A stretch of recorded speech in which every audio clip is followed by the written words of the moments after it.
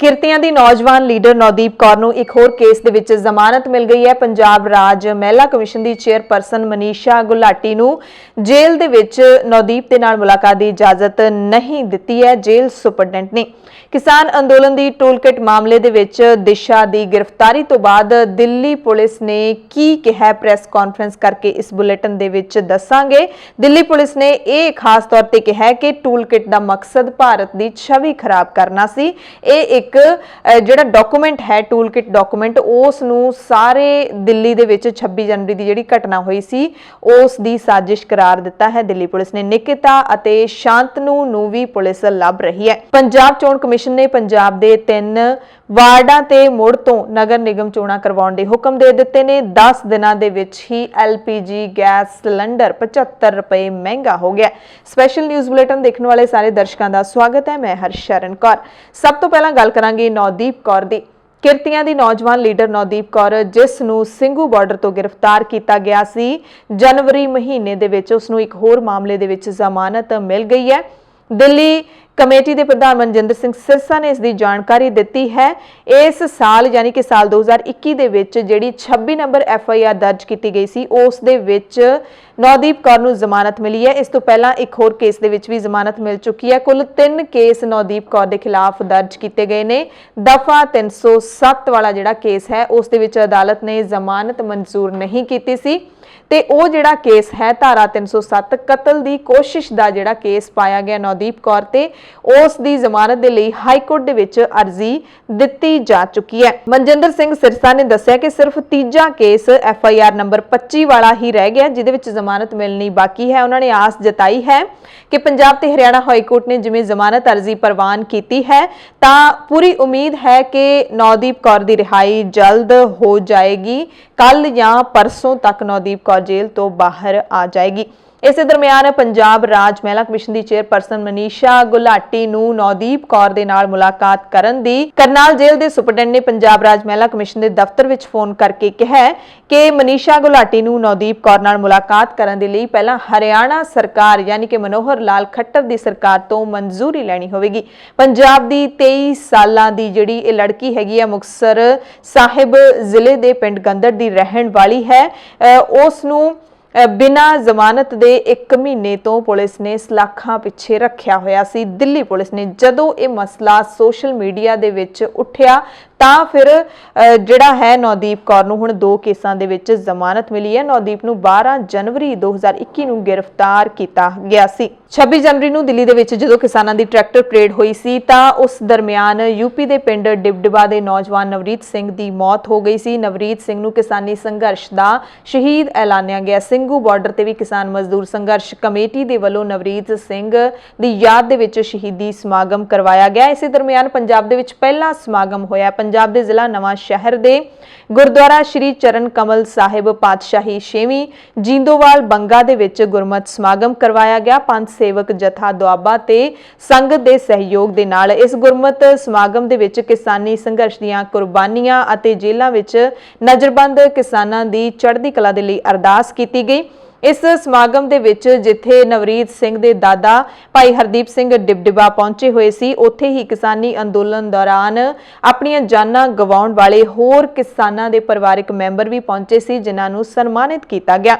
ਭਾਈ ਹਰਦੀਪ ਸਿੰਘ ਡਿਬਡਿਬਾ ਨੇ ਆਪਣੇ ਪੋਤੇ ਦੇ ਸ਼ਹੀਦੀ ਸਮਾਗਮ ਮੌਕੇ ਸਭ ਨੂੰ ਸੱਦਾ ਦਿੱਤਾ ਕਿ ਸਾਰੇ ਜਣੇ ਆਪਣੇ ਮਤਭੇਦ ਭੁਲਾ ਕੇ ਇਸ ਕਿਸਾਨੀ ਸੰਘਰਸ਼ ਦੇ ਵਿੱਚ ਯੋਗਦਾਨ ਪਾਉਣ ਅਤੇ ਕਿਸਾਨੀ ਸੰਘਰਸ਼ ਦੀ ਜਿੱਤ ਹੈ ਜਿਹੜੀ ਉਹ ਯਕੀਨੀ ਤਾਂ ਹੋ ਸਕੂਗੀ ਜੇ ਅਸੀਂ ਸਾਰੇ ਇੱਕ ਹੋਵਾਂਗੇ। ਇਸ ਸਮਾਗਮ ਦੇ ਵਿੱਚ ਭਾਈ ਮਨਧੀਰ ਸਿੰਘ, ਭਾਈ ਲਾਲ ਸਿੰਘ, SGPC ਮੈਂਬਰ ਸੁਖਦੇਵ ਸਿੰਘ ਭੌਰ, ਦਲਜੀਤ ਸਿੰਘ ਬਿੱਟੂ, ਸੁਖਦੇਵ ਸਿੰਘ ਫਗਵਾੜਾ ਅਤੇ ਢਾਡੀ ਸੁਖਵਿੰਦਰ ਸਿੰਘ ਅਨਮੋਲ ਵੀ ਪਹੁੰਚੇ ਹੋਏ ਸੀ। ਕਿਸਾਨੀ ਸੰਘਰਸ਼ ਦੇ ਵਿੱਚ ਜਿੱਥੇ ਬਹੁਤ ਕੁਝ ਵਾਪਰ ਰਿਹਾ ਹੈ ਉੱਥੇ ਹੀ 26 ਜਨਵਰੀ ਤੋਂ ਬਾਅਦ ਹੁਣ ਕਿਸਾਨਾਂ ਦੀਆਂ ਗ੍ਰਿਫਤਾਰੀਆਂ ਦਾ ਸਿਲਸਿਲਾ ਲਗਾਤਾਰ ਚੱਲ ਰਿਹਾ ਹੈ। ਕਿਸਾਨਾਂ ਨੂੰ ਨੋਟਿਸ ਭੇਜੇ ਜਾ ਰਹੇ ਨੇ, ਪੁੱਛਗਿੱਛ ਦੇ ਲਈ ਬੁਲਾਇਆ ਜਾ ਰਿਹਾ ਹੈ।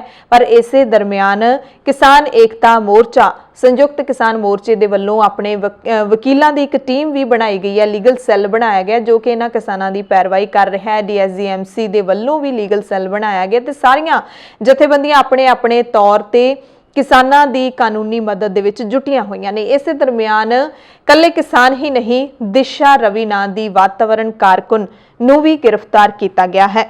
ਬੰਗਲੌਰ ਦੀ 22 ਸਾਲਾਂ ਦੀ ਵਾਤਾਵਰਣ ਕਾਰਕੁਨ ਦਿਸ਼ਾ ਰਵੀ ਦੀ ਜਿਹੜੀ ਗ੍ਰਿਫਤਾਰੀ ਹੋਈ ਹੈ, ਉਸ ਨੇ ਇੱਕ ਤਰੀਕੇ ਦੇ ਨਾਲ ਭਾਰਤ ਦੇ ਵਿੱਚ ਜਿਹੜੇ ਵਾਤਾਵਰਣ ਨੂੰ ਬਚਾਉਣ ਦੀ ਖਾਤਰ ਕੰਮ ਕਰਨ ਵਾਲੇ ਨੌਜਵਾਨ ਐਕਟਿਵਿਸਟ ਨੇ, ਉਹਨਾਂ ਦੇ ਮਨ ਦੇ ਵਿੱਚ ਸਹਿਮ ਦਾ, ਡਰ ਦਾ ਮਾਹੌਲ ਜ਼ਰੂਰ ਪੈਦਾ ਕਰ ਦਿੱਤਾ ਹੈ। ਦਿਸ਼ਾ ਰਵੀ ਫਰਾਈਡੇ ਫॉर ਫਿਊਚਰ ਨਾਮੀ ਮੁਹਿੰਮ ਦੀ ਸੰਸਥਾਪਕ ਹੈ। इस दरमियान दिल्ली पुलिस ने एक प्रेस कॉन्फ्रेंस की है। प्रेस कॉन्फ्रेंस करके उन्होंने दिशा रवि ने कीता की है उसका खुलासा किया है। दिल्ली पुलिस ने की कहा है, दिल्ली पुलिस का जिहड़ा साइबर सैल है उस दे जिहड़े ऑफिसर हैगे ने प्रेमनाथ, उन्होंने दिल्ली दे विच प्रेस कॉन्फ्रेंस की है ते कहा कि किसान अंदोलन नाल जुड़ी टूल किट है जिहड़ी वो दिशा रवि ने सांझी कीती सी, जिहदे विच खालिस्तान पक्षी लिटरेचर सी अते ਉਹ ਸਮੱਗਰੀ ਸੀ ਜਿਹੜੀ ਭਾਰਤ ਦੀ ਛਵੀ ਖਰਾਬ ਕਰਦੀ ਸੀ। ਦਿੱਲੀ ਪੁਲਿਸ ਨੇ ਕਿਹਾ ਕਿ ਟੂਲ ਕਿਟ ਦੇ ਵਿੱਚ ਕਈ ਅਜਿਹੇ ਲਿੰਕ ਦਿੱਤੇ ਹੋਏ ਸੀ ਜੋ ਕਿ ਖਾਲਿਸਤਾਨ ਪੱਖੀ ਸਨ। ਇਸ ਦਸਤਾਵੇਜ਼ ਨੂੰ ਜਨਤਾ ਦੇ ਨਾਲ ਸਾਂਝਾ ਨਹੀਂ ਕਰਨਾ ਚਾਹੀਦਾ ਸੀ, ਪਰ ਇਸ ਨੂੰ ਸਾਂਝਾ ਕੀਤਾ ਗਿਆ। ਦਿੱਲੀ ਪੁਲਿਸ ਨੇ ਪ੍ਰੈਸ ਕਾਨਫਰੰਸ ਦੌਰਾਨ ਕਿਹਾ ਕਿ ਟੂਲ ਕਿਟ ਦੀ ਅਸੀਂ ਪੜਤਾਲ ਕੀਤੀ ਹੈ, ਉਹ ਜਿਹੜਾ ਡਾਕੂਮੈਂਟ ਹੈ ਉਸ ਦੀ ਪੜਤਾਲ ਕੀਤੀ ਹੈ। ਉਹਦੇ ਤੋਂ ਪਤਾ ਲੱਗਿਆ ਕਿ ਸਾਰਾ ਕੁਝ ਗਿਣੀ ਮਿਥੀ ਸਾਜ਼ਿਸ਼ ਦੇ ਤਹਿਤ ਕੀਤਾ ਗਿਆ, ਯਾਨੀ ਕਿ ਦਿੱਲੀ ਦੇ ਵਿੱਚ ਜਿਹੜੀ 26 ਜਨਵਰੀ ਨੂੰ ਘਟਨਾ ਵਾਪਰੀ ਸੀ ਉਸ ਨੂੰ ਇਸ ਟੂਲ ਕਿਟ ਦੇ ਨਾਲ ਜੋੜ ਕੇ ਦੇਖਿਆ ਜਾ ਰਿਹਾ ਹੈ।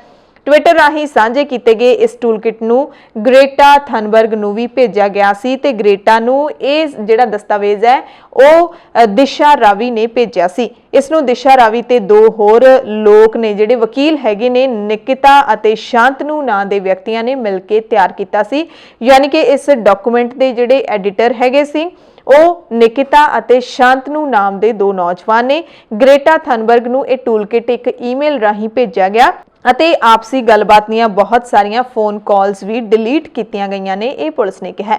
ਟੂਲ ਕਿਟ ਰਾਹੀਂ ਭਾਰਤੀ ਦੂਤਾਵਾਸ, ਭਾਰਤੀ ਚਾਹ ਦੀ ਸਾਖ ਨੂੰ ਵੀ ਬਦਨਾਮ ਕਰਨ ਦੀ ਕੋਸ਼ਿਸ਼ ਕੀਤੀ ਗਈ, ਇਹ ਦਿੱਲੀ ਪੁਲਿਸ ਨੇ ਦੱਸਿਆ। ਇਹਨਾਂ ਸਾਰੇ ਤੱਥਾਂ ਤੋਂ ਬਾਅਦ ਪੂਰੀ ਅਸੀਂ ਜਾਂਚ ਪੜਤਾਲ ਕੀਤੀ ਹੈ। ਨਿਕਿਤਾ ਅਤੇ ਸ਼ਾਂਤਨੂ ਦੇ ਜਿਹੜੇ ਸਰਚ ਵਾਰੰਟ ਜਾਰੀ ਕਰ ਦਿੱਤੇ ਨੇ।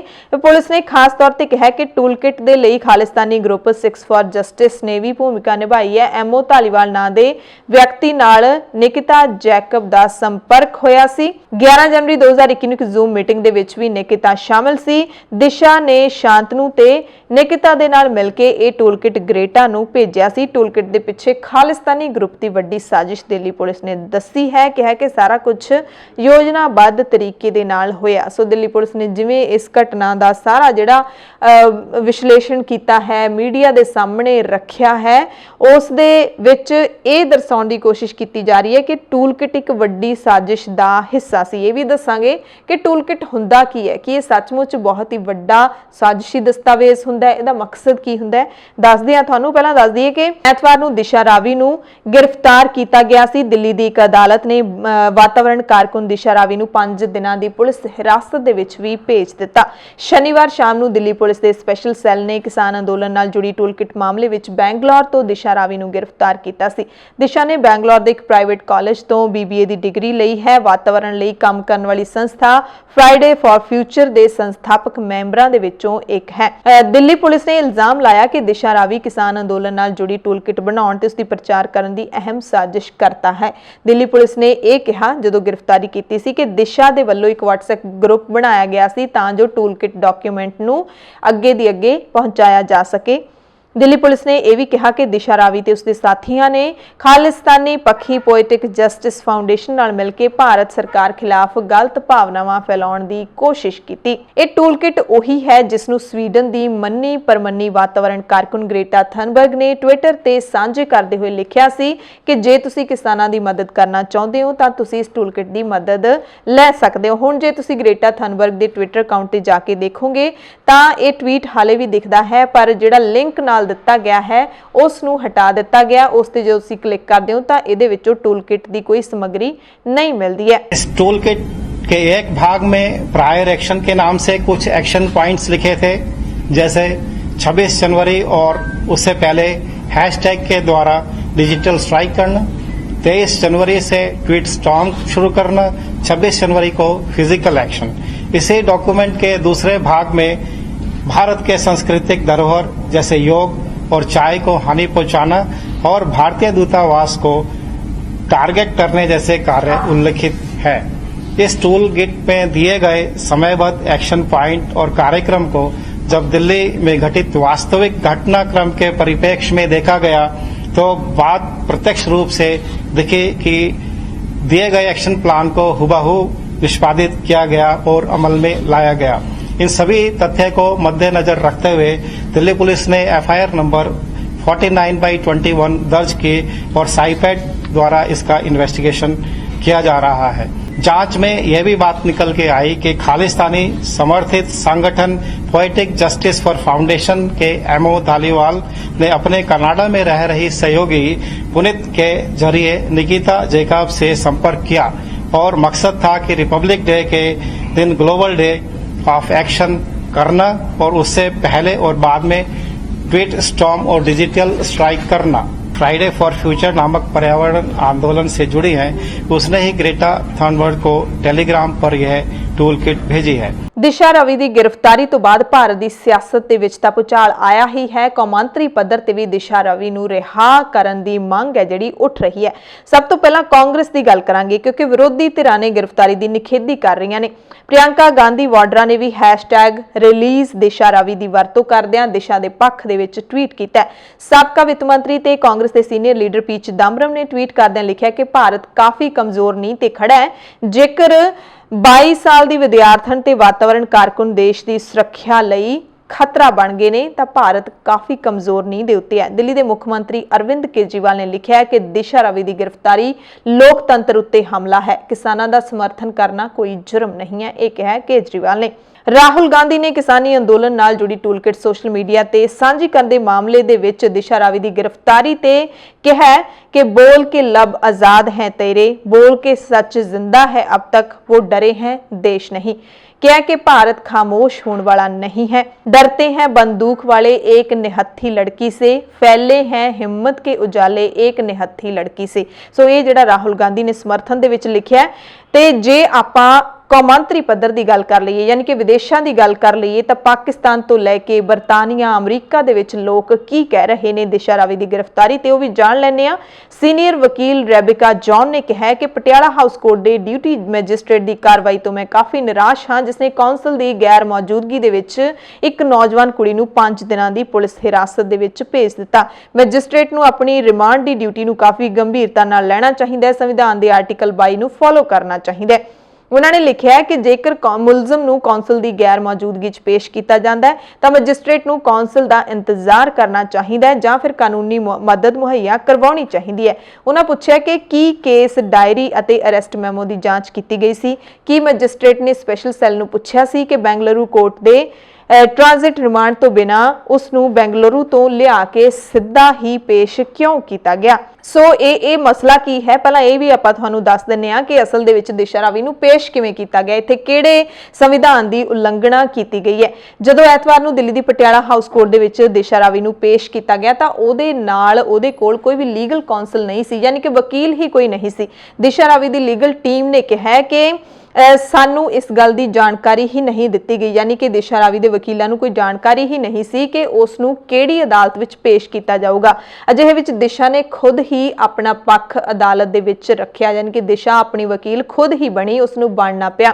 इस गल ते सवाल भी चुके जा रहे ने कि जदों दिल्ली पुलिस दिशा नू बेंगलुरु तो दिल्ली लैके आई तां जरूरी नियमां दी पालना क्यों नहीं की गई।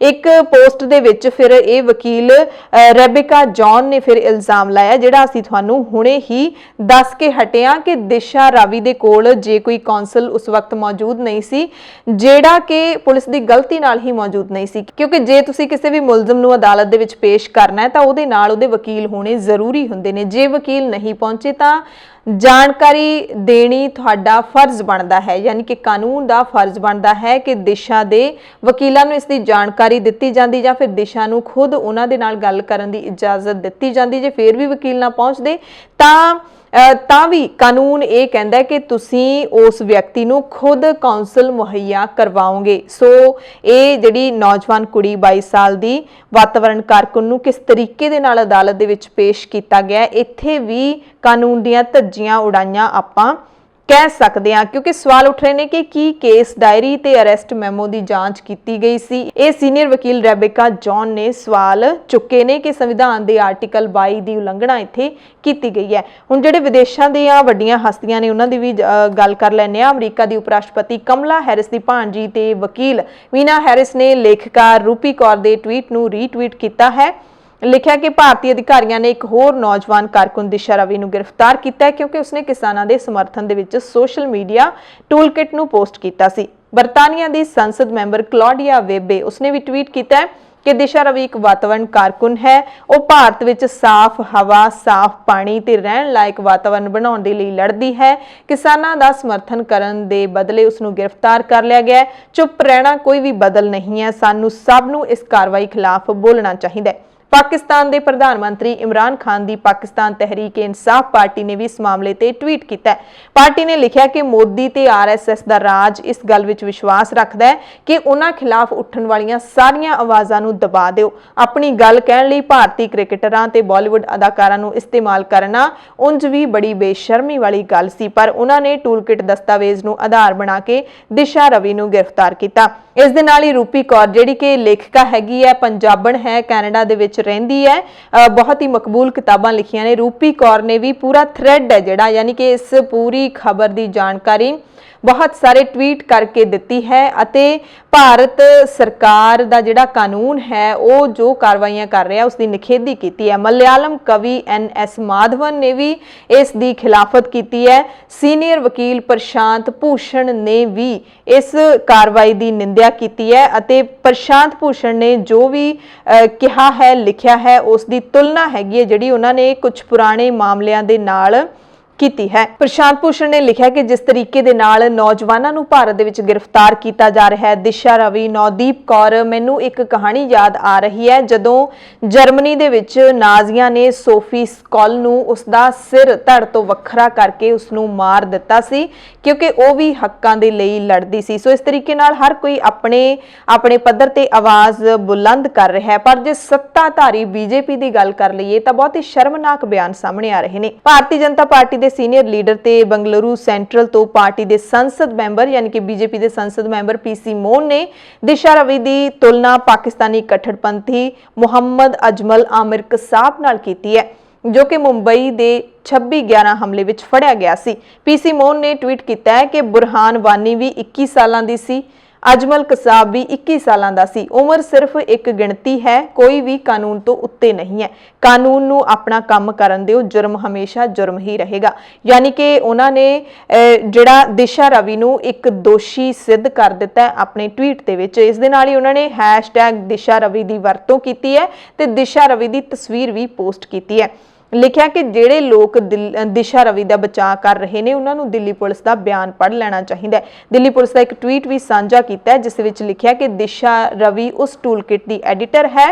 ਉਹ ਉਸ ਨੂੰ ਤਿਆਰ ਕਰਨ ਤੇ ਸੋਸ਼ਲ ਮੀਡੀਆ ਤੇ ਇਸ ਨੂੰ ਸਰਕੂਲੇਟ ਕਰਨ ਵਾਲੇ ਮੁੱਖ ਯੋਜਨਾਕਾਰਾਂ ਵਿੱਚੋਂ ਇੱਕ ਹੈ। ਉਹਨਾਂ ਨੇ ਹੀ ਉਸ ਟੂਲਕਿਟ ਦੇ ਫਾਈਨਲ ਡਰਾਫਟ ਬਣਾਉਣ ਵਾਲੀ ਟੀਮ ਨਾਲ ਕੰਮ ਕੀਤਾ ਸੀ। ਦਿਸ਼ਾ ਨੇ ਹੀ ਇਸ ਟੂਲਕਿਟ ਨੂੰ ਗ੍ਰੇਟਾ ਥਨਬਰਗ ਦੇ ਨਾਲ ਸਾਂਝਾ ਕੀਤਾ ਸੀ। ਇਸ ਤੋਂ ਬਾਅਦ ਆਉਂਦੀ ਹੈ ਬੀਜੇਪੀ ਦੀ ਲੀਡਰ ਨੂਪੁਰ ਸ਼ਰਮਾ ਦੀ ਵਾਰੀ। ਟਵੀਟ ਕੀਤਾ ਹੈ ਕੀ ਕਿਸੇ ਅਪਰਾਧ ਦਾ ਉਮਰ ਜਾਂ ਲਿੰਗ ਨਾਲ ਕੋਈ ਲੈਣਾ ਦੇਣਾ ਹੁੰਦਾ ਹੈ? ਸਾਬਕਾ ਪ੍ਰਧਾਨ ਮੰਤਰੀ ਰਾਜੀਵ ਗਾਂਧੀ ਦੇ ਕਤਲ ਵਿੱਚ ਸ਼ਾਮਲ ਔਰਤਾਂ ਵੀ ਕਥਿਤ ਤੌਰ ਤੇ 17 ਜਾਂ 24 ਸਾਲ ਵਿਚਾਲੇ ਦੀਆਂ ਸੀ।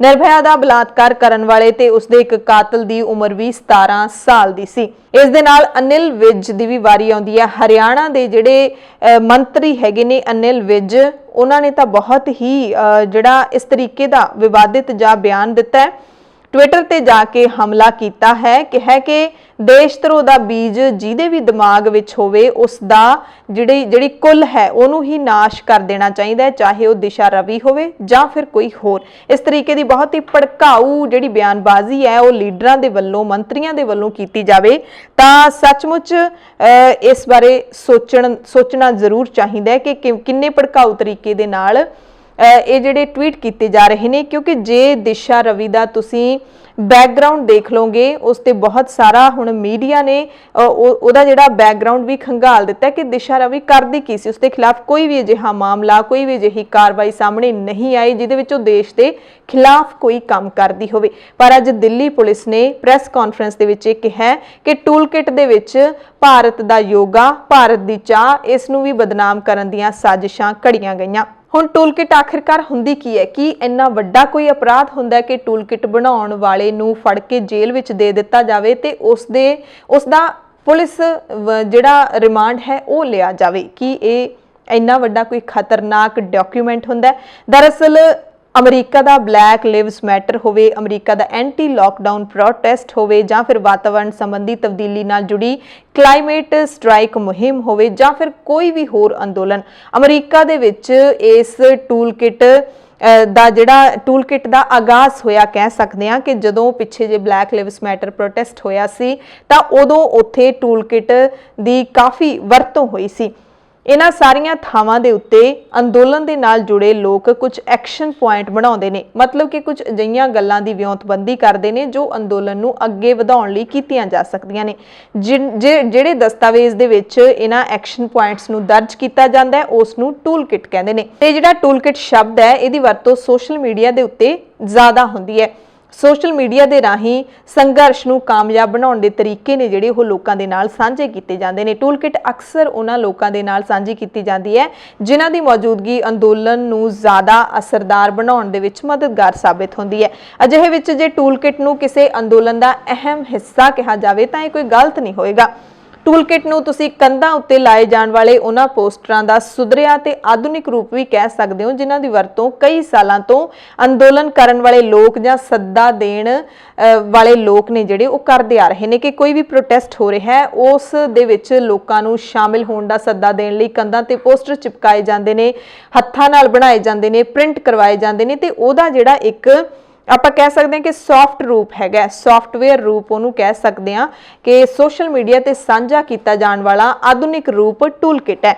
सोशल मीडिया ते मार्केटिंग के माहिर कहते हैं कि इस दस्तावेज का मुख्य मकसद अंदोलन के हमायतियों के विच तालमेल बनाना हुंदा है। टूल किट विच आम तौर पर जो चीज़ां दस्सियां जांदियां ने लोग लिख की सकते हैं सोशल मीडिया के उत्ते जे तुसीं प्रोटेस्ट की हमायत कर रहे हो तो तुसीं लिखना की है, यानी कि एक शब्द है जिहड़ा ओह दिता जांदा है सारे लोकां नूं कि एक शब्द दे नाल जे तुसीं सोशल मीडिया के उत्ते ट्वीट करोगे जां फिर फेसबुक ते पोस्ट पाओगे तां उहदे नाल दबाव वधदा है ते इह जिहड़ी गल है वह ज़्यादा लोगों तक पहुँचती है, वायरल होती है।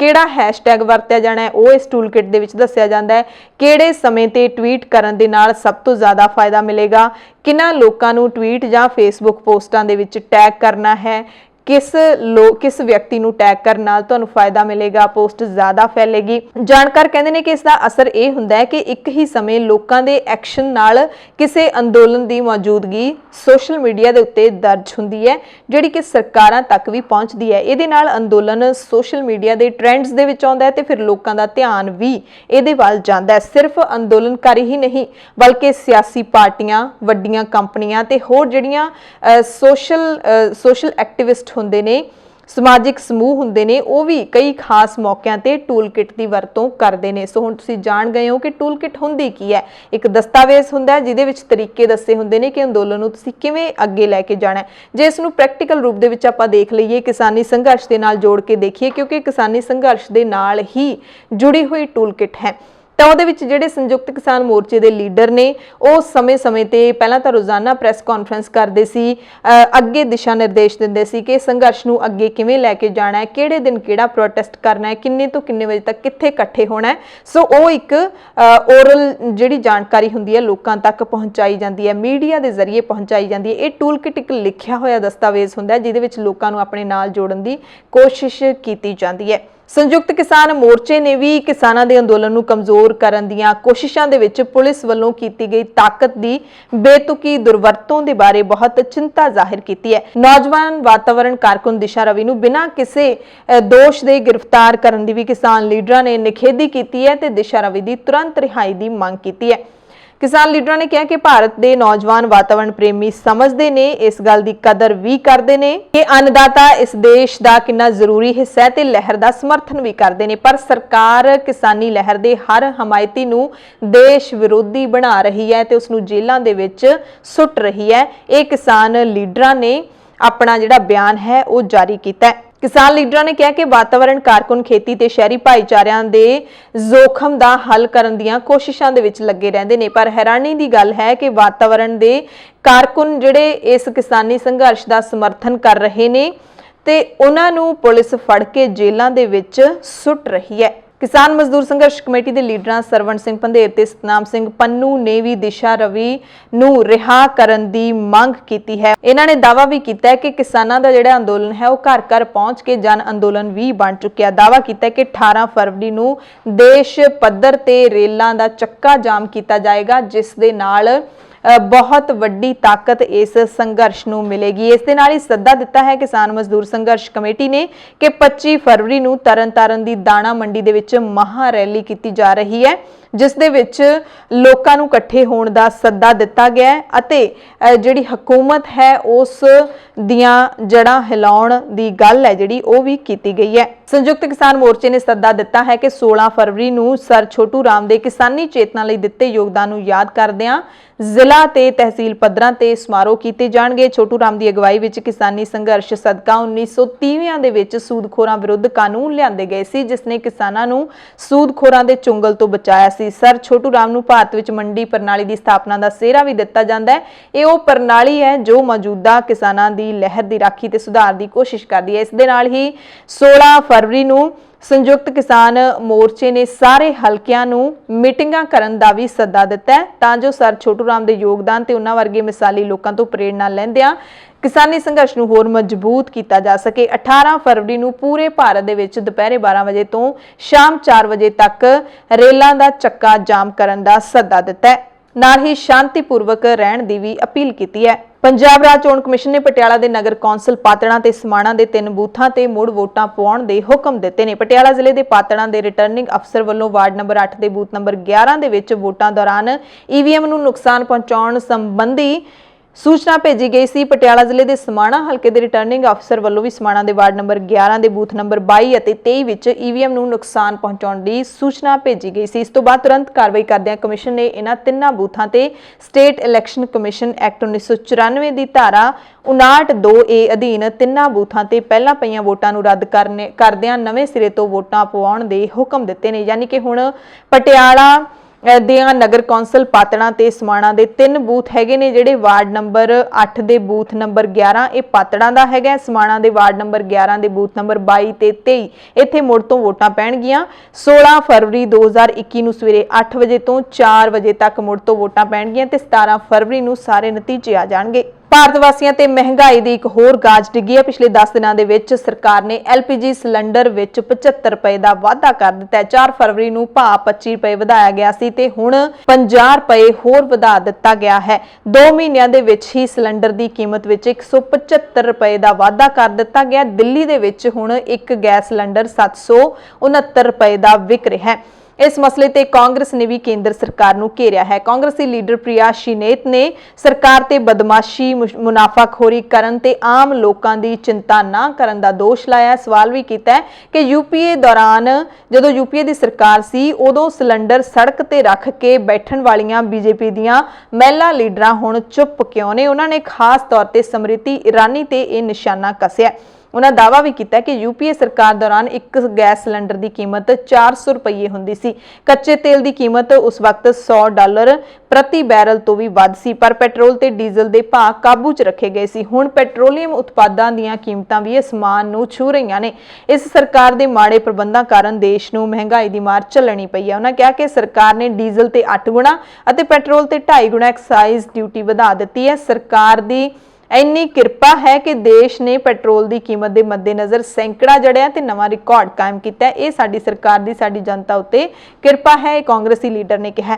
ਕਹਿੰਦੇ ਇੰਜ ਜਾਪਦਾ ਸਰਕਾਰ ਨੂੰ ਆਮ ਆਦਮੀ ਦਾ ਕੋਈ ਫਿਕਰ ਹੀ ਨਹੀਂ ਹੈ। ਮਮਤਾ ਬੈਨਰਜੀ ਨੇ ਕਿਹਾ, ਪੱਛਮੀ ਬੰਗਾਲ ਦੀ ਮੁੱਖ ਮੰਤਰੀ, ਉਹਨਾਂ ਨੇ ਕਿਹਾ ਕਿ ਕੀਮਤਾਂ ਦਾ ਵਧਣਾ ਕੇਂਦਰ ਦੀ ਇੱਕ ਸਾਜ਼ਿਸ਼ ਹੈ। ਲਗਾਤਾਰ ਕੀਮਤਾਂ ਵਧਾਈਆਂ ਹੀ ਜਾ ਰਹੀਆਂ ਨੇ, ਦੂਜੇ ਦਿਨ ਕੀਮਤਾਂ ਵਧਾ ਦਿੱਤੀਆਂ ਜਾਂਦੀਆਂ ਨੇ ਤੇ ਇਹ ਕੇਂਦਰ ਸਰਕਾਰ ਦੀ ਇੱਕ ਸਾਜ਼ਿਸ਼ ਹੈ, ਕਿਉਂਕਿ ਕੇਂਦਰ ਸਰਕਾਰ ਹੁਣ ਲਗਾਤਾਰ ਭਾਅ ਵਧਾਏਗੀ ਤੇ ਜਦੋਂ ਵੋਟਾਂ ਪੈਣਗੀਆਂ ਉਦੋਂ ਭਾਅ ਘਟਾਉਣੇ ਸ਼ੁਰੂ ਕਰ ਦੇਗੀ, ਕਿਉਂਕਿ ਵੋਟਾਂ ਲੈਣੀਆਂ ਨੇ। ਭਾਰਤ ਦੀ ਸੁਪਰੀਮ ਕੋਰਟ ਨੇ WhatsApp ਦੀ ਨਿਜਤਾ ਪਾਲਿਸੀ ਵਿੱਚ ਪਿਛਲੇ ਮਹੀਨੇ ਕੀਤੇ ਗਏ ਬਦਲਾਅ ਨੂੰ ਚੁਣੌਤੀ ਦੇਣ ਵਾਲੀ ਪਟੀਸ਼ਨ ਤੇ ਸੁਣਵਾਈ ਕਰਦਿਆਂ ਕੰਪਨੀ ਨੂੰ ਨੋਟਿਸ ਭੇਜ ਕੇ ਜਵਾਬ ਮੰਗਿਆ।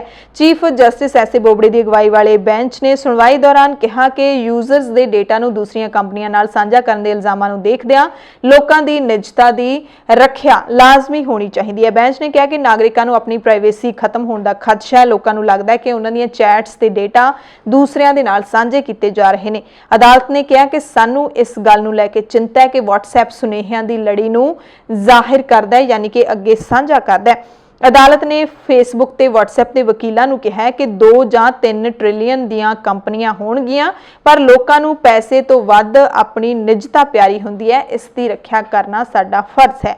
ਅਸੀਂ ਤੁਹਾਨੂੰ ਉਹੀ ਕਹਿ ਰਹੇ ਹਾਂ ਜੋ ਅਸੀਂ ਸੁਣਿਆ ਹੈ ਤੇ ਪੜ੍ਹਿਆ ਹੈ। ਲੋਕ ਸੋਚਦੇ ਨੇ ਕਿ ਜੇ A ਨੇ B ਨੂੰ ਮੈਸੇਜ ਭੇਜਿਆ ਸੀ ਤੇ B ਨੇ C ਨੂੰ, ਤਾਂ ਫੇਸਬੁੱਕ ਨੂੰ ਇਸ ਪੂਰੀ ਲੜੀ ਦੀ ਜਾਣਕਾਰੀ ਤੁਸੀਂ ਦਿੰਦੇ ਹੋ, ਯਾਨੀ ਕਿ WhatsApp ਫੇਸਬੁੱਕ ਦੇ ਨਾਲ ਸਾਰੀ ਜਾਣਕਾਰੀ ਸਾਂਝੀ ਕਰਦਾ, ਜਿਸ ਦੇ ਨਾਲ ਯੂਜ਼ਰਸ ਦਾ ਜਿਹੜੀ ਨਿਜਤਾ ਹੈਗੀ ਹੈ ਉਸ ਨੂੰ ਖਤਰਾ ਹੁੰਦਾ ਹੈ। ਅਹਿਮ ਖਬਰ ਹੈ ਭਾਰਤ ਵਾਸੀਆਂ ਦੇ ਲਈ ਕਿ 15 ਫਰਵਰੀ ਦੀ ਅੱਧੀ ਰਾਤ ਤੋਂ ਭਾਰਤ ਵਿੱਚ ਟੋਲ ਫੀਸ ਦਾ ਭੁਗਤਾਨ ਫਾਸਟੈਗ ਰਾਹੀਂ ਹੀ ਕੀਤਾ ਜਾ ਸਕੇਗਾ। ਜੇ ਤੁਸੀਂ ਟੋਲ ਤੋਂ ਗੱਡੀ ਆਪਣੀ ਲੰਘਾ ਰਹੇ ਹੋ ਤਾਂ ਜੇ ਗੱਡੀ ਤੇ ਫਾਸਟੈਗ ਲੱਗਿਆ ਤਾਂ ਹੀ ਤੁਸੀਂ ਲੰਘ ਸਕੋਗੇ, ਨਹੀਂ ਤਾਂ ਤੁਹਾਨੂੰ ਡਬਲ ਦੇਣਾ ਪਏਗਾ, ਯਾਨੀ ਕਿ ਜਿੰਨਾ ਟੋਲ ਟੈਕਸ ਹੈ ਉਸ ਤੋਂ ਡਬਲ ਪੈਸੇ ਤੁਹਾਨੂੰ ਦੇਣੇ ਪੈਣਗੇ। ਪਰ ਜੇ ਤੁਸੀਂ ਆਪਣੀ ਗੱਡੀ ਤੇ ਫਾਸਟੈਗ ਨਹੀਂ ਲਵਾ ਸਕੇ ਤਾਂ ਕੀ ਤੁਸੀਂ ਹਾਈਵੇ ਦੀ ਵਰਤੋਂ ਨਹੀਂ ਕਰ ਸਕੋਗੇ? ਇਸ ਦਾ ਜਵਾਬ ਹੈ ਕਿ ਤੁਸੀਂ ਕਰ ਸਕੋਗੇ, ਪਰ ਤੁਹਾਨੂੰ ਦੁੱਗਣੇ ਪੈਸੇ ਦੇਣੇ ਪੈਣਗੇ।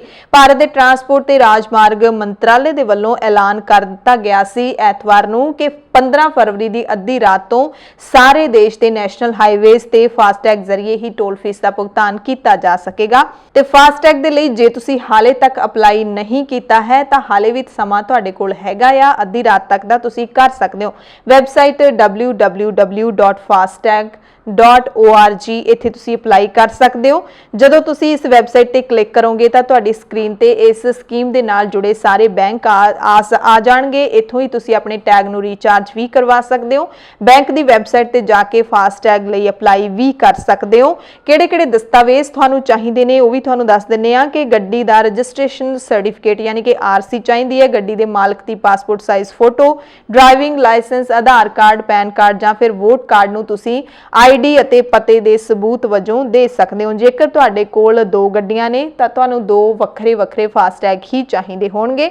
ਫਾਸਟੈਗ ਦੇ ਵਿੱਚ ਤੁਸੀਂ ਘੱਟੋ ਘੱਟ 100 ਰੁਪਏ ਤੇ ਵੱਧੋ ਵੱਧ 1 ਲੱਖ ਰੁਪਏ ਤੱਕ ਦਾ ਰੀਚਾਰਜ ਕਰਵਾ ਸਕਦੇ ਹੋ। ਫਾਸਟੈਗ ਇੱਕ ਡਿਜੀਟਲ ਟੈਗ ਹੁੰਦਾ ਹੈ ਜਿਹੜਾ ਤੁਹਾਡੀਆਂ ਗੱਡੀਆਂ ਦੇ ਵਿੰਡ ਸਕਰੀਨਸ ਤੇ ਲਾਇਆ ਜਾਂਦਾ ਹੈ। ਜਦੋਂ ਤੁਸੀਂ ਟੋਲ ਪਲਾਜ਼ਾ ਤੇ ਆਪਣੀ ਫਾਸਟੈਗ ਨਾਲ ਲੈਸ ਗੱਡੀ ਵਿੱਚ ਸਵਾਰ ਹੋ ਕੇ ਲੰਘਦੇ ਹੋ ਤਾਂ ਉੱਥੇ ਲੱਗਿਆ ਸਕੈਨਰ ਤੁਹਾਡੀ ਕਾਰ ਨੂੰ ਸਕੈਨ ਕਰ ਲੈਂਦਾ ਹੈ, ਤੁਹਾਡੇ ਫਾਸਟੈਗ ਨੂੰ ਸਕੈਨ ਕਰ ਲੈਂਦਾ ਹੈ ਤੇ ਆਪਣੇ ਆਪ ਪੇਮੈਂਟ ਹੈ ਜਿਹੜੀ ਡਿਜੀਟਲ ਤਰੀਕੇ ਦੇ ਨਾਲ ਹੋ ਜਾਂਦੀ ਹੈ ਤੇ ਤੁਹਾਨੂੰ ਗੱਡੀ ਲੰਘਣ ਦੇ ਲਈ ਰਾਹ ਦੇ ਦਿੱਤਾ ਜਾਂਦਾ ਹੈ। ਇੱਕ ਡਿਜੀਟਲ ਟੈਗ ਹੁੰਦਾ ਜਿਹੜਾ ਕਿ ਰੇਡੀਓ ਫ੍ਰੀਕੁਐਂਸੀ ਟੈਕਨੋਲੋਜੀ ਦੇ ਨਾਲ ਕੰਮ ਕਰਦਾ ਹੈ। ਪੈਸੇ ਆਪਣੇ ਆਪ ਹੀ ਤੁਹਾਡੇ ਪ੍ਰੀਪੇਡ ਅਕਾਊਂਟ ਜਾਂ ਫਿਰ ਲਿੰਕ ਕੀਤੇ ਹੋਏ ਬੈਂਕ ਅਕਾਊਂਟ ਵਿੱਚੋਂ ਕੱਟ ਲਏ ਜਾਂਦੇ ਨੇ। ਇਹਦੇ ਨਾਲ ਖਾਸ ਤੌਰ ਤੇ ਸਰਕਾਰ ਕਹਿੰਦੀ ਹੈ ਕਿ ਤੁਹਾਡੇ ਸਮੇਂ ਦੀ ਬਚਤ ਹੁੰਦੀ ਹੈ। ਤੁਹਾਨੂੰ ਖੜ ਕੇ ਪੈਸੇ ਨੇ ਜਿਹੜੇ ਉਹ ਆਪਣੇ ਹੱਥਾਂ ਦੇ ਨਾਲ ਨਹੀਂ ਦੇਣੇ ਪੈਂਦੇ। ਪਰਚੀ ਹੈ ਜਿਹੜੀ ਉਹ ਵਿੰਡੋ ਤੇ ਤੁਹਾਨੂੰ ਨਹੀਂ ਕਟਵਾਉਣੀ ਪੈਂਦੀ। ਗੱਡੀ ਦੇ ਵਿੱਚ ਹੀ ਤੁਸੀਂ ਬੈਠੇ ਰਹਿੰਦੇ ਹੋ, ਤੁਹਾਡਾ ਜਿਹੜਾ ਸਕੈਨ ਹੋ ਜਾਂਦਾ ਜਦੋਂ ਫਾਸਟੈਗ ਤੁਸੀਂ ਲੰਘ ਜਾਂਦੇ ਹੋ, ਤੁਹਾਡੇ ਸਮੇਂ ਦੀ ਬਚਤ ਹੁੰਦੀ ਹੈ। ਬਕਾਇਆ ਘੱਟ ਜੇ ਰਹਿ ਜਾਂਦਾ ਹੈ ਤਾਂ ਤੁਹਾਨੂੰ ਪਹਿਲਾਂ ਹੀ ਘੱਟ ਬੈਲੈਂਸ ਦਾ ਸੁਨੇਹਾ ਆ ਜਾਂਦਾ ਹੈ।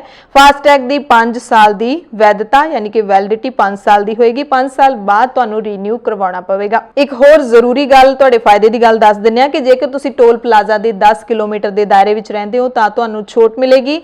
ਕੈਸ਼ਬੈਕ ਦੇ ਰੂਪ 'ਚ ਤੁਹਾਡੇ ਖਾਤੇ ਵਿੱਚ ਆ ਜਾਏਗੀ, ਯਾਨੀ ਕਿ ਪੈਸੇ ਤੁਹਾਨੂੰ ਵਾਪਸ ਕਰ ਦਿੱਤੇ ਜਾਣਗੇ। ਜੋ ਵੀ ਤੁਹਾਨੂੰ ਛੋਟ ਇਹਦੇ ਵਿੱਚ ਦਿੱਤੀ ਜਾਏਗੀ ਉਹ ਤੁਹਾਡੇ ਅਕਾਊਂਟ ਦੇ ਵਿੱਚ ਵਾਪਸ ਆ ਜਾਣਗੇ। महाराष्ट्र के जलगांव जिले ਦੇ ਵਿੱਚ ਇੱਕ ਵੱਡਾ ਹਾਦਸਾ ਵਾਪਰਿਆ। ਇੱਕ ਟਰੱਕ ਪਲਟਣ ਨਾਲ ਇੱਥੇ 16 ਮਜ਼ਦੂਰਾਂ ਦੀ ਮੌਤ ਹੋ ਗਈ। ਇਹ ਹਾਦਸਾ ਦੇਰ ਰਾਤ ਕਰੀਬ 1 ਵਜੇ ਵਾਪਰਿਆ। ਸੰਤੁਲਨ ਵਿਗੜਨ ਨਾਲ ਪਲਟੇ ਟਰੱਕ ਵਿੱਚ ਹਾਦਸੇ ਦਾ ਸ਼ਿਕਾਰ ਹੋਏ ਮਜ਼ਦੂਰ ਪਪੀਤਾ ਲੈ ਕੇ ਜਾ ਰਹੇ ਸੀ। ਇਸ ਹਾਦਸੇ ਵਿੱਚ 2 ਹੋਰ ਲੋਕ ਗੰਭੀਰ ਜ਼ਖਮੀ ਨੇ, ਜਿਨ੍ਹਾਂ ਦਾ ਹਸਪਤਾਲ ਦੇ ਵਿੱਚ ਇਲਾਜ ਚੱਲ ਰਿਹਾ ਹੈ। इस घटना ते देश के प्रधानमंत्री नरेंद्र मोदी ने डूंगा दुख जाहिर किया। क्रिकेटर युवराज सिंह के खिलाफ हरियाणा दे विच FIR दर्ज की गई है। युवराज के खिलाफ पिछले साल समाज के एक वर्ग के लिए इंस्टाग्राम डिस्कशन दौरान इतराजयोग टिप्पणी करने के दोष लाए गए ने। हरियाणा के हिसार के हांसी थाना पुलिस ने युवराज सिंह खिलाफ SC ST एक्ट के तहत केस दर्ज किया। FIR दे विच धारा 153, 153A, 295 ते 505 तो इलावा SC ST एक्ट की धारा 3(1)R ਅਤੇ 3(1)S भी ਲਾਈਆਂ ਗਈਆਂ ਨੇ। ਕੇਸ ਦਰਜ ਕੀਤਾ ਗਿਆ। ਦਰਅਸਲ 2020 ਸਾਲ ਦੇ ਜੂਨ ਮਹੀਨੇ ਵਿੱਚ ਸੋਸ਼ਲ ਮੀਡੀਆ ਤੇ ਕ੍ਰਿਕਟਰ ਰੋਹਿਤ ਸ਼ਰਮਾ ਅਤੇ ਯੁਵਰਾਜ ਸਿੰਘ ਦੀ ਆਪਸੀ ਗੱਲਬਾਤ ਦਾ ਇੱਕ ਵੀਡੀਓ ਵਾਇਰਲ ਹੋਇਆ ਸੀ, ਜਿਹਦੇ ਵਿੱਚ ਯੁਵਰਾਜ ਨੇ ਅਨੁਸੂਚਿਤ ਜਾਤੀਆਂ ਦੇ ਖਿਲਾਫ ਇਤਰਾਜ਼ਯੋਗ ਟਿੱਪਣੀ ਕੀਤੀ ਸੀ। ਹਾਲਾਂਕਿ ਯੁਵਰਾਜ ਸਿੰਘ ਨੇ ਸੋਸ਼ਲ ਮੀਡੀਆ ਤੇ ਇਸ ਬਾਰੇ ਮਾਫੀ ਵੀ ਮੰਗ ਲਈ ਸੀ। ਪੰਜਾਬ ਦੇ ਵਿੱਚ ਕਰੋਨਾ ਕਾਲ ਦੇ ਦੌਰਾਨ ਜੇਲ੍ਹ ਦੇ ਵਿੱਚੋਂ ਜਿਹੜੇ ਕੈਦੀ ਪੈਰੋਲ ਤੇ ਰਿਹਾ ਕੀਤੇ ਸੀ, ਉਹਨਾਂ ਨੂੰ ਹੁਣ ਮੁੜ ਜੇਲ੍ਹ ਜਾਣਾ ਪਵੇਗਾ।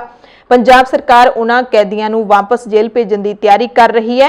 कैदियां नूं कोरोना रिपोर्ट नैगेटिव होण दे आधार ते जेल दे विच वापस भेज दिता जाएगा। जेल विभाग दे बुलारे ने दस्सिया है कि पंजाब दे विच कोविड-19 दे मामलिਆਂ ਵਿੱਚ काफ़ी गिरावट आउण ਤੋਂ ਬਾਅਦ सुप्रीम कोर्ट ਵੱਲੋਂ जेलां दे विच ਜਿਹੜੀ कोविड ਦੇ ਨਾਲ ਨਜਿੱਠਣ ਲਈ ਕਮੇਟੀ ਬਣਾਈ ਗਈ ਸੀ, ਉਸੇ ਕਮੇਟੀ ਨੇ फैसला लिया है कि कैदियां ਦੀ पैरोल होर नहीं ਵਧਾਈ जाएगी ਤੇ ਹੁਣ 17 ਫਰਵਰੀ ਤੋਂ ਮੁੜ ਤੋਂ ਕੈਦੀਆਂ ਨੂੰ ਜੇਲ੍ਹ ਭੇਜਣਾ ਸ਼ੁਰੂ ਕਰ ਦਿੱਤਾ ਜਾਏਗਾ।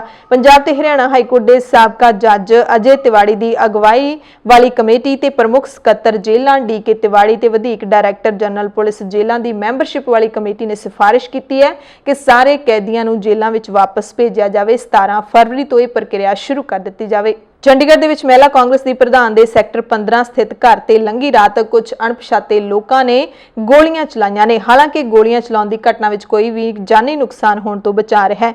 ਪ੍ਰਧਾਨ ਦੀਪਾ ਦੁਬੇ ਸੈਕਟਰ 15D ਦੇ ਵਿੱਚ ਰਹਿੰਦੀ ਹੈ। ਐਤਵਾਰ ਨੂੰ ਉਸਦੇ ਘਰ ਕੁਝ ਰਿਸ਼ਤੇਦਾਰ ਆਏ ਹੋਏ ਸੀ। ਜਦੋਂ ਰਾਤ ਕਰੀਬ 1:45 ਵਜੇ ਰਿਸ਼ਤੇਦਾਰ ਜਾਣ ਲੱਗੇ ਤਾਂ ਦੀਪਾ ਰਿਸ਼ਤੇਦਾਰਾਂ ਨਾਲ ਬਾਹਰ ਖੜੀ ਸੀ। ਇਸ ਦੌਰਾਨ ਪਹਿਲਾਂ ਹੀ ਲੁਕੇ ਬੈਠੇ ਕੁਝ ਲੋਕਾਂ ਨੇ ਦੀਪਾ ਤੇ ਫਾਇਰਿੰਗ ਕਰ ਦਿੱਤੀ ਅਤੇ ਪੱਥਰ ਵੀ ਸੁੱਟੇ ਗਏ। ਪੁਲਿਸ ਮਾਮਲੇ ਦੀ ਜਾਂਚ ਕਰ ਰਹੀ ਹੈ।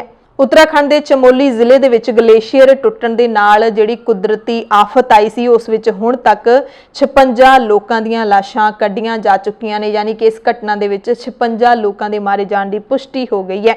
ਇਹਨਾਂ 56 ਲੋਕਾਂ ਵਿੱਚੋਂ 29 ਦੀ ਪਛਾਣ ਹੋ ਚੁੱਕੀ ਹੈ। 27 ਲੋਕਾਂ ਦੀ ਪਛਾਣ ਕੀਤੀ ਜਾ ਰਹੀ ਹੈ। 150 ਲੋਕਾਂ ਦੀ ਤਲਾਸ਼ ਹਾਲੇ ਵੀ ਜਾਰੀ ਹੈ। ਉੱਤਰਾਖੰਡ ਦੇ ਚਮੋਲੀ ਜ਼ਿਲ੍ਹੇ ਦੇ ਵਿੱਚ ਗਲੇਸ਼ੀਅਰ ਟੁੱਟਣ ਦੇ ਨਾਲ ਮਚੀ ਤਬਾਹੀ ਦੇ ਵਿੱਚ ਲਾਸ਼ਾਂ ਨਿਕਲਣ ਦਾ ਸਿਲਸਿਲਾ ਜਾਰੀ ਹੈ। ਐਤਵਾਰ ਨੂੰ 12 ਹੋਰ ਲੋਕਾਂ ਦੀਆਂ ਲਾਸ਼ਾਂ ਬਾਹਰ ਕੱਢੀਆਂ ਗਈਆਂ ਸੀ ਤੇ ਮਰਨ ਵਾਲਿਆਂ ਦੀ ਗਿਣਤੀ ਕੱਲ ਯਾਨੀ ਕਿ ਐਤਵਾਰ ਨੂੰ 50 ਤੱਕ ਪਹੁੰਚ ਗਈ ਸੀ। 7 ਫਰਵਰੀ ਨੂੰ ਗਲੇਸ਼ੀਅਰ ਟੁੱਟਣ ਤੋਂ ਬਾਅਦ ਰਿਸ਼ੀ ਗੰਗਾ ਨਦੀ ਦੇ ਵਿੱਚ ਹੜ੍ਹ ਆਇਆ ਸੀ, ਜਿਹਦੇ ਵਿੱਚ ਰਿਸ਼ੀ ਗੰਗਾ ਹਾਈਡਲ ਪਾਵਰ ਪ੍ਰੋਜੈਕਟ ਵੀ ਪੂਰੀ ਤਰ੍ਹਾਂ ਦੇ ਨਾਲ ਤਬਾਹ ਹੋ ਗਿਆ ਸੀ। ਭਾਰਤ ਦੇ ਕੇਂਦਰੀ ਸਿਹਤ ਮੰਤਰੀ ਡਾਕਟਰ ਹਰਸ਼ਵਰਧਨ ਨੇ ਦਾਅਵਾ ਕੀਤਾ ਹੈ ਕਿ ਕੋਵਿਡ ਟੀਕਾਕਰਨ ਦੌਰਾਨ ਭਾਰਤ ਦੇ ਵਿੱਚ ਇੱਕ ਵੀ ਵਿਅਕਤੀ ਦੀ ਮੌਤ ਦਰਜ ਨਹੀਂ ਕੀਤੀ ਗਈ ਹੈ। ਹਾਲਾਂਕਿ ਸਾਈਡ ਇਫੈਕਟ ਦੇ ਮਾਮਲੇ ਵੀ ਨਾ ਦੇ ਬਰਾਬਰ ਹੀ ਆਏ ਨੇ। ਦਾਅਵਾ ਕੀਤਾ ਹੈ ਡਾਕਟਰ ਹਰਸ਼ਵਰਧਨ ਨੇ ਕਿ ਸਾਡਾ ਸੁਪਨਾ ਸਾਰਿਆਂ ਨੂੰ ਸਿਹਤ ਵਾਲਾ ਇਹ ਪੂਰਾ ਹੋ ਗਿਆ। ਸਪੈਸ਼ਲ ਨਿਊਜ਼ ਬੁਲੇਟਿਨ ਦੇਖਣ ਵਾਲੇ ਸਾਰੇ ਦਰਸ਼ਕਾਂ ਦਾ ਧੰਨਵਾਦ।